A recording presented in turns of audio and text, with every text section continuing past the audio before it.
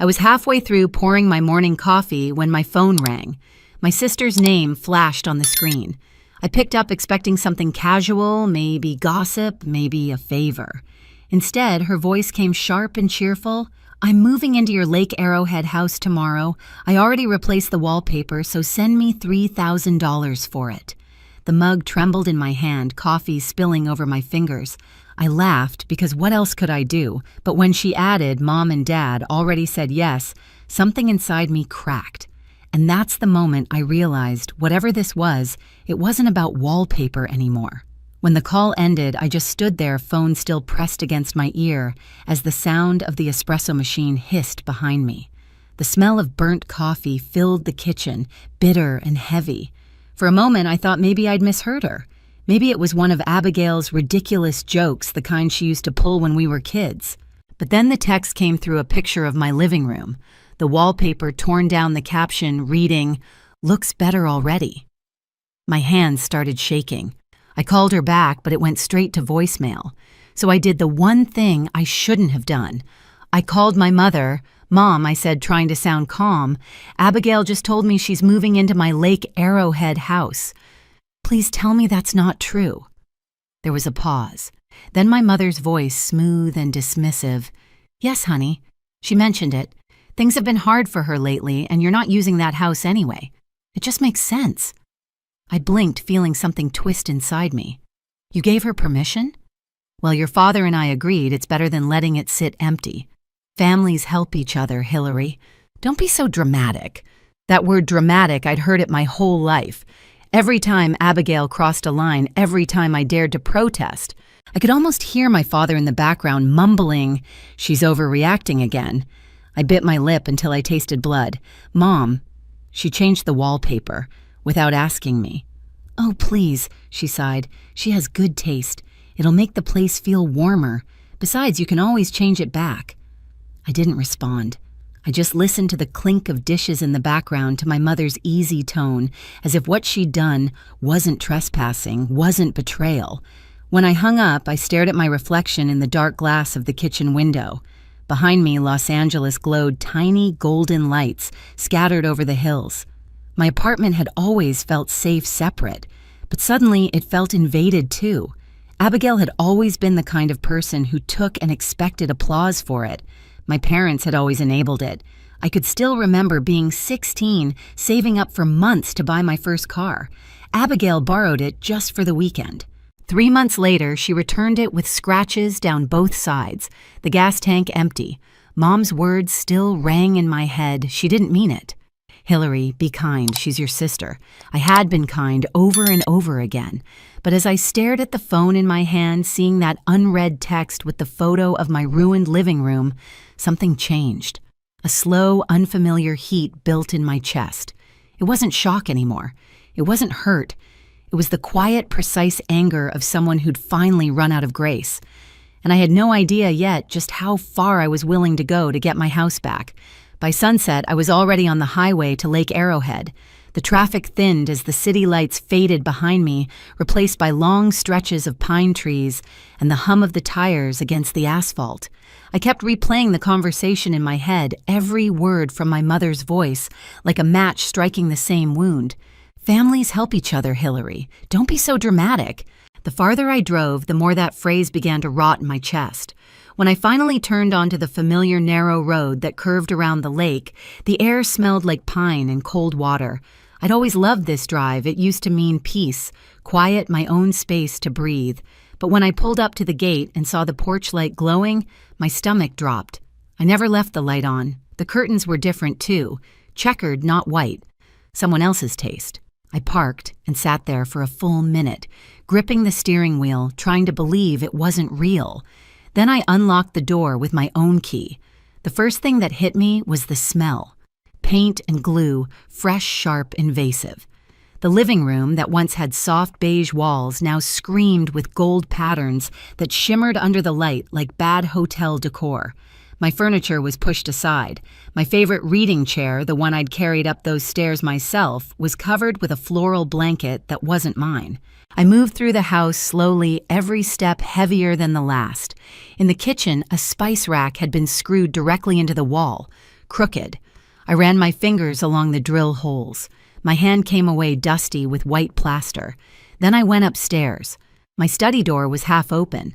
I hesitated before pushing it as if the air behind it could burn. And when I saw it, I forgot to breathe. The walls were pink, not soft or pastel, neon bright enough to sting my eyes. My desk was shoved to the corner, books thrown in boxes, my framed photos stacked face down. It felt like walking into a stranger's house wearing my skin. I pressed my hand against the door frame, my pulse hammering in my throat. I wanted to scream, but nothing came out. That's when I saw it, a small white dome in the corner of the ceiling. The security camera. 3 months ago, before leaving for a long project, I'd installed cameras inside the house, just in case.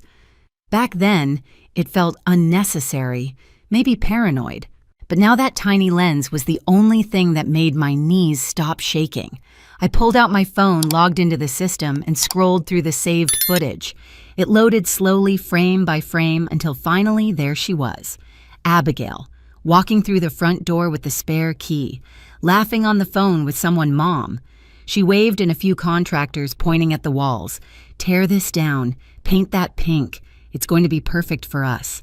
Her voice filled the quiet room through my phone speaker. Sophie will freak out, but once we move in, it's ours. I stood frozen, watching her smile on the screen like it was a home renovation show, except the house was mine. And as I stared, the anger inside me finally went cold. Not the kind that burns, the kind that focuses.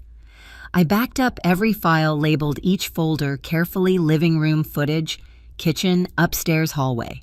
Then I sat on the edge of the desk, the pink wall glaring behind me, and whispered to the empty room, "You made the wrong move this time." By the time the first light crept through the window, I hadn't slept a second. The house was silent, the kind of silence that hums in your bones. I sat at the kitchen counter laptop, opened every camera file downloaded, and backed up twice, one in cloud storage, one on an external drive. Beside it lay a neat stack of photos I'd taken: the gold wallpaper, the drill holes, the pink walls. Each one labeled, each one evidence. At 8:15 a.m., I drove straight to downtown Los Angeles to the office of Mr. Walker, a real estate attorney I'd worked with before. He was known for being calm, almost too calm, the kind of man who never raised his voice but always won. When I walked in, he looked up from his desk, eyes narrowing at my expression. "Hilary," he said, "you look like someone who's about to burn down a building." "Not burn," I said quietly, setting the laptop on his desk. "Rebuild." He motioned for me to sit. "Tell me everything." I did. From the phone call to the wallpaper to my mother's words, families help each other. He didn't interrupt. Just listened, pen tapping lightly against a legal pad. When I finished, he leaned back in his chair. "Do you have proof they entered without permission?" I turned the laptop toward him and pressed play. The video filled the screen: Abigail opening my front door with the spare key, smiling for the contractors, giving orders like she owned the place. The sound was crisp. He watched for nearly a minute, then stopped the video and exhaled slowly. "This," he said, "isn't a family dispute.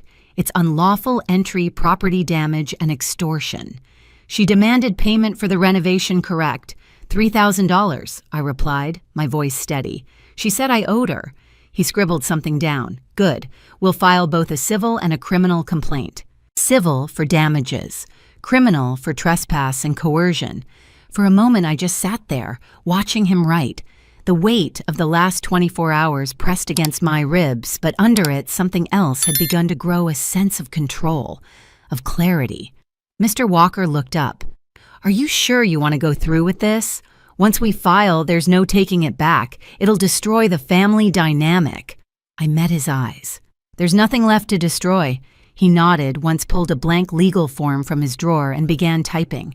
The rhythmic click of the keys sounded almost musical, like punctuation to every boundary they'd crossed. As he typed, I glanced out the window.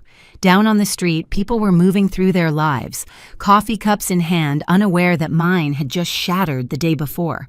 When he was done, he printed the papers, the machine humming steadily between us. He slid the first document toward me and said, "Sign here."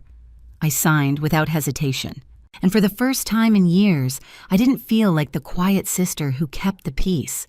I felt like someone who'd finally drawn the line and dared them to cross it again. 3 days later, I drove back to Lake Arrowhead. The morning air was cold enough to sting my lungs, and the lake shimmered under a thin layer of fog. In front of the house sat an unfamiliar minivan stuffed with boxes and children's toys. My stomach tightened. They'd moved in. I parked behind them, stepped out, and stood for a second with my hands in my coat pockets, watching the smoke curl from the chimney of my own home.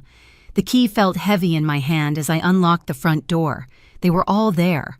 My parents on the sofa, Abigail at the counter, Ethan on his phone pretending not to see me. 4 sets of eyes turned toward me. Abigail was the first to speak. "Hilary, you're finally here. We were just talking about you." Her tone was light mocking. "You got the letter from your lawyer, right? What the hell is that about?" I closed the door behind me, calm. "It's about you breaking into my house." "Oh my God. Are we really doing this?" she scoffed. "Mom and Dad said it was fine. You barely even use this place." Mom leaned forward. "Hilary, be reasonable. She needed help. You have so much. Why can't you just share?" I looked at her, at the woman who'd raised me to believe keeping peace mattered more than being respected. "Because it's mine." Dad's voice rumbled.